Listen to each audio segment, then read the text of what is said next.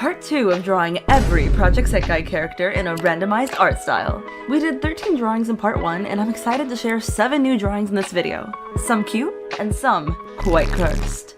Just some quick housekeeping because it's been a minute since part 1. Some stuff you'll notice has changed since part 1 include that I switched to drawing in Clip Studio Paint, drew new sprites to represent myself, and I finally fixed that microphone issue in part 1 where the audio kept randomly cutting out. Also, I was originally going to do all 13 remaining drawings in a single video, but after I sent out a poll on here, most of you said you'd rather I split up the remaining drawings into 2 videos, so I could finish and upload part 2 sooner. Part 3 will be up at some point in time, but I'm not going to try to give an estimate of when that'll be, given how long it took for me to get around to part 2. And this channel is something I do for fun, so I don't really want to put too much pressure on myself. I also wanted real quick to say hello to all the new people who have subscribed since part 1, and also those who have been waiting for part 2 for quite a while now. Thank you so much for all your support, and I hope you enjoy this video. You guys are the realest. Now let's get into the challenge. Roll intro. So for those who are watching part 2 first, the way this challenge works is I spin a wheel of Project Sekai characters and then a wheel of art styles. So the first character that I drew for this part of the challenge was Hatsune Miku, in the art style of Demon Slayer. I personally really like the art style of Demon Slayer. One of the things that I like about it the most is how much drama there is in the line art, meaning that some parts of the line art are very, very narrow, while other parts are very, very thick, and I think it's cool how they kind of contrast line weight to make it look more interesting. So I definitely tried to experiment with that. I tried to be strategic about which lines are the thinner ones, and have the other line art be bolder. I tried to use the reference of Shinobu here as an example to help me figure out which lines should be thicker than the others. It was also fun drawing in these body proportions. I kind of like how they're squished, they're almost in between chibi and realistic, and I think it's pretty cute. The face took me a little bit of time to figure out, but once I kind of fixed the expression, it started to come together. Fun fact, I'm definitely not unique for this, but Hatsune Miku was the first Vocaloid I learned about as a middle schooler, and her as a character kind of sucked me into my middle school Vocaloid phase. In 2015, as a middle schooler, I had the biggest Vocaloid phase. I can't believe that it was almost 10 years ago. I got into Vocaloid so long ago that I was one of those OG people who liked the song Magnet, but didn't realize until 5 years later that they're lesbian. I even made an utao, or an unofficial Vocaloid-style voice bank, of myself when I was in 7th grade.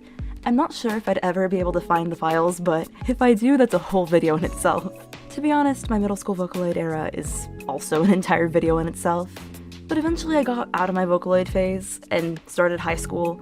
But this past year, Project Sekai has been getting me back into it, slowly and steadily. And I'm glad that I've been listening to more music from Vocaloid producers because there's a lot of talented people out there.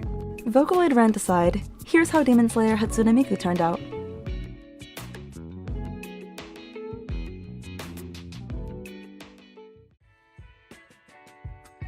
The next character that I drew was Shizuku Hinamori, in the style of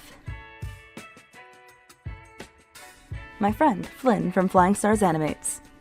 When Flynn heard that I was doing this drawing in their style, they told me that they were gonna go and make their own drawing of Shizuku so we could compare them afterward, so no pressure! For context, Flynn is really cool. They make animations and comics and beautiful illustrations. Flynn and I have been working on an Avatar: The Last Airbender alternate universe for the past almost 3 years now, so subscribe to both of our channels for updates on that project. But I definitely struggled on this because their art style is so tricky to draw in. Part of what I love about their art style is they not only have a really good grasp on anatomy, but their art is very expressive and experimental. They'll often try out new things in their drawings. It would be impossible to predict just how they experimented with this drawing, so I just tried my best to incorporate a lot of the things that I see in their art, like thin line art with some areas having heavier line weights to add dimension and drama. I tried to do the hair shading similar to how they've done it in the references I have up here, with a lot of lines for texture and overall shading to kind of bring all the hair together. My original sketches of Shizuku had her face the viewer, and most of the drawings in this challenge are like that, but I couldn't get the face to look right, so I ended up drawing her looking to the side since I had more references of Flynn's drawings at that angle. I also incorporated a lot of the details from Shizuku's outfit. While a lot of the other styles here require simplifying the designs, Flynn's illustration style often incorporates a lot of details as well as clothing folds, and while it was tricky at first, I actually enjoyed drawing the details of Shizuku's outfit. I don't usually zoom in this much to the canvas for super precise details, but I like how the line art turned out, and it's something I might try incorporating in my future art, unless I'm lazy, which is usually the case. Overall, this was my attempt at drawing Shizuku in Flynn's style. Admittedly, it doesn't really look like Flynn's style, but I tried my best. And remember how I said that Flynn drew Shizuku as well? Instead of just showing you the drawing Flynn made, I made a fan edit, so let's look at that. Tell me that I can and I won't. That's what guides me the most. You lies, I'll do what I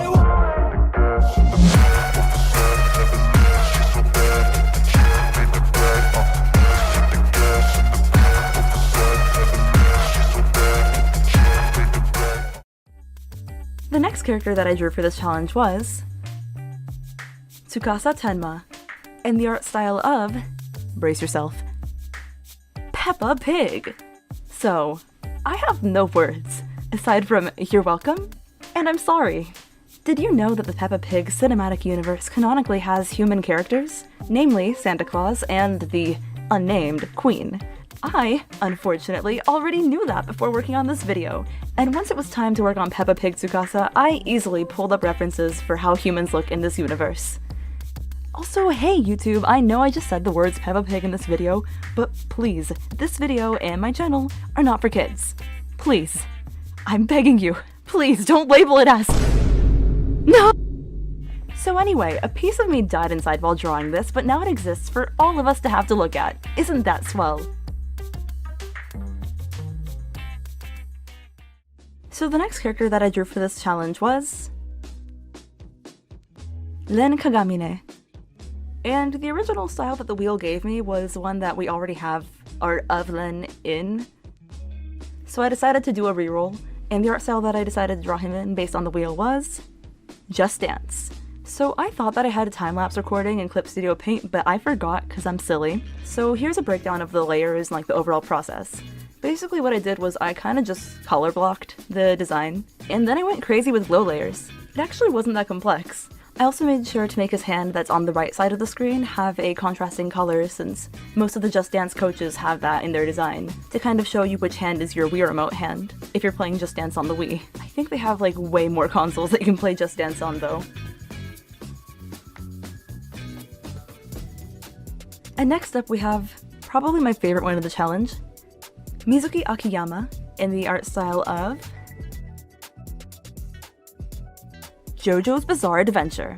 So I personally am not super familiar with JoJo's Bizarre Adventure, but the other day one of my friends showed my siblings and I the Darby the Gambler episodes, and the drama was so good. I might have to go back and watch more of JoJo's Bizarre Adventure. Let me know which arcs are your favorite and maybe I'll check them out. For this drawing of Mizuki, I took reference photos of myself for the poses. The pose drawn here was my favorite out of the poses I did, though I know JoJo poses tend to have a bit more of like a lean to them, whereas this one is more balanced. Originally, I was using references from the anime, which have less dramatic shading to them, but when I sent this drawing to Flynn at this stage, they were like, it needs more drama, and sent me some iconic references from JoJo's Bizarre Adventure to help me out, and they were right. So I went back and made some of the lines thicker, added more clothing folds and some hatching, made the lips way more defined, and just tried to own the art style instead of just dipping a toe in it. And it ended up looking way more JoJo than my initial version. Also, now is probably a better time than any to mention my Nightcord pins. Between the part 1 and 2 videos, I designed these cute little pins of Kanade, Mizuki, Mafuyu, and Ena. So if you like Project Sekai, and my art, these pins might be the thing for you. Check out the link in the description if you want everyone's favorite Discord mods in the form of acrylic pins. Back to the drawing, I really like Mizuki as a character. They're one of my favorites in the Project Sekai cast. I love their vibes, their hairstyle, the overall balance of their outfit, as well as like their singing voice. It's so beautiful. And this is how Mizuki turned out in the art style of JoJo's Bizarre Adventure.